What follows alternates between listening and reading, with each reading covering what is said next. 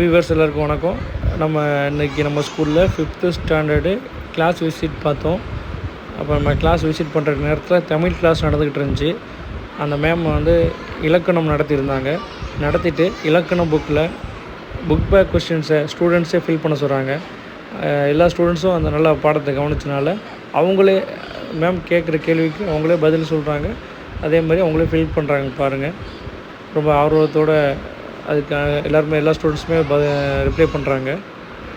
ஸ்டூடெண்ட்ஸோட ஆர்வத்தை நீங்களே பாருங்கள்.